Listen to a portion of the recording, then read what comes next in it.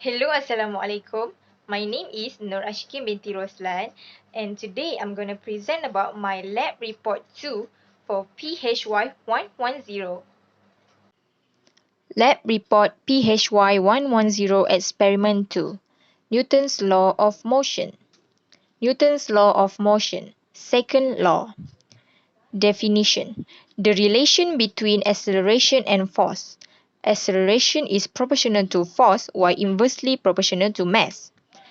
There is two objectives in this experiment.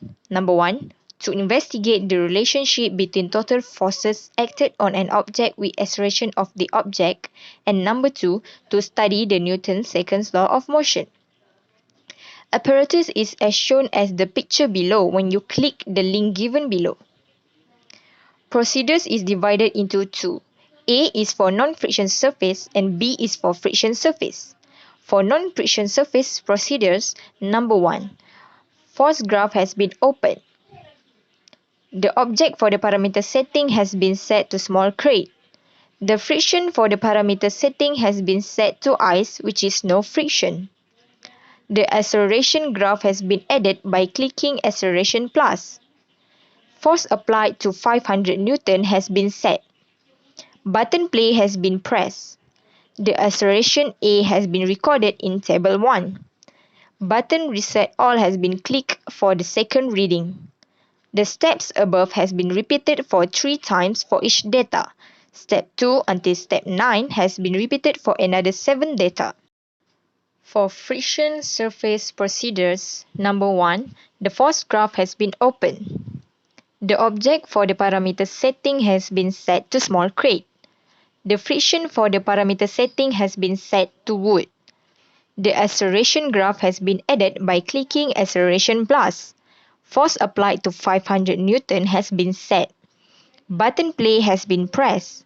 The acceleration A has been recorded in table 2. Button reset all has been clicked for the second reading. The steps above has been repeated for 3 times for each data. Step 2 until step 9 has been repeated for another 7 data. Results: Table 1 and Table 2. Table 1. Experimental data for non-friction surface. For this data, I choose 500 Newton differences over the numerous, so the acceleration average will be 5.00 differences. Table 2. Experimental data for friction surface. This is the same as the experimental data for non-friction surface, which have 500 Newton differences over the force applied and 5.00 differences over the acceleration average. Analysis data. Number 1. Graph A. This is for the graph for total force against acceleration for non-friction surface. So I fill in the data in the table and I get a linear graph. Analysis data. Graph B. Total force against acceleration for friction surface graph. I also get a linear graph for this data. So when I zoom in the graph B, I get that when the force increase, the acceleration also increase. Number 2. The relationship between the total force with the acceleration of the object. Newton's second law of motion can be formally stated as the acceleration of an object as produced by a net force is directly proportional to the magnitude of the net force in the same direction as the net force and inversely proportional to the mass of the object. The verbal statement can be expressed in equation form A equal to F net over M, but the equation is often rearranged to a more familiar form, F net equal to M multiplied by A. The net force is equated to the product of the mass times the acceleration. In this entire discussion, the emphasis has been on the net force. The acceleration is directly proportional to the net force. The net force equals the mass times acceleration, the acceleration in the same direction as the net force, and acceleration is produced by a net force. It is important to remember this distinction. It is the net force that is related to the acceleration. If all the individual forces acting upon an object are known, then the net force can be determined. Does the graph obey Newton's second law of motion? My answer is yes. For objects and systems with constant mass, the second law can be restated in terms of an object's acceleration. When F is the net force applied, m is the mass of the body, and a is the body's acceleration. Thus, the net force applied to a body produces a proportional acceleration. F is proportional to A. When force n increase, the acceleration A also increases such as shown in the graph below. The gradient slopes of the graph. From total force against acceleration for friction surface graph, I choose this amount to be my x-axis and y-axis. I use the formula m equal to y2 minus y1 divided by x2 minus x1. So I fill in the number and I will get m equal to 0.01. Prove that the coefficient of kinetic friction μk between the small crate and the wood surface is 0.2. So this is the free body diagram. From the free body diagram, we can make an equation F applied minus F friction equal to MA. F applied minus mu K equal to MA. So we let F applied alone and F applied equal to MA plus mu K. Y equal to mx plus mu K. So I fill in the number and I will get mu K equal to 0. Is this equation correct? Yes.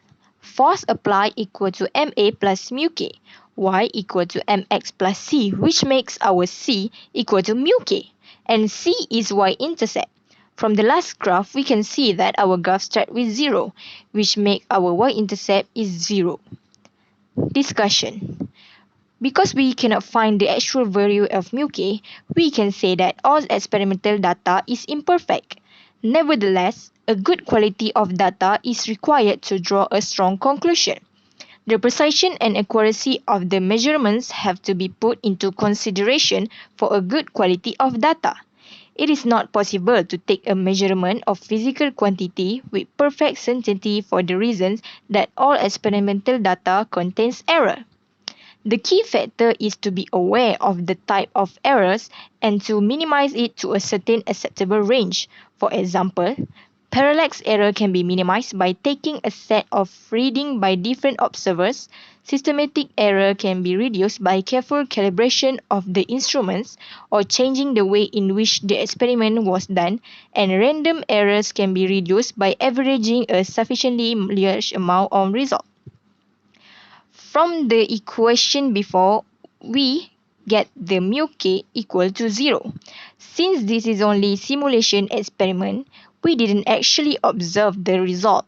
We just depends on the data that we fill in the table and plot the graph. So, the experimental error cannot be detected, but they sure have an experimental error because we cannot find the actual value of mu K. But theoretically, the coefficient of friction is a dimensionless scalar value. It is the ratio of the force of friction between two bodies and the force pressing them together.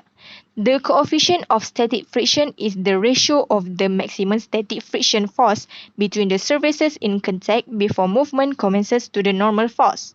The coefficient of kinetic friction is the ratio of the kinetic friction force between the surfaces in contact during movement to the normal force. Both static and kinetic coefficients of friction depend on the pair of surfaces in contact. Their values are determined experimentally. For a given pair of surfaces, the coefficient of static friction is larger than the kinetic friction. The coefficient of friction depends on the materials used.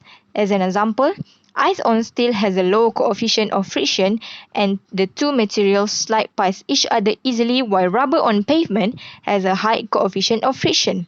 The materials do not slide past each other easily. Conclusion. Even though the mu K couldn't be calculated, but this experiment sure achieved its objective. Objective number 1, to investigate the relationship between total forces acted on an object with acceleration of the object. After I did the experiment, I can conclude that there is a direct relationship between force and acceleration by looking at the graph. The greater the force that is applied to an object of a given mass, the more the object will accelerate. For example, doubling the force of an object will double its acceleration. But the relationship between mass and acceleration is different. It is an inverse relationship. In an inverse relationship, when one variable increases, the other variable decreases. The greater the mass of an object, the less it will accelerate when a given force is applied. For example, doubling the mass of an object results in only half as much acceleration for the same amount of force. Objective number 2, to study the Newton's second law of motion. Newton's second law of motion says that acceleration or gaining speed happens when a force acts on a mass or object. Riding your bicycle is a good example of this law of motion at work. Your bicycle is the mass, your leg muscles pushing on the pedals of your bicycle is the force.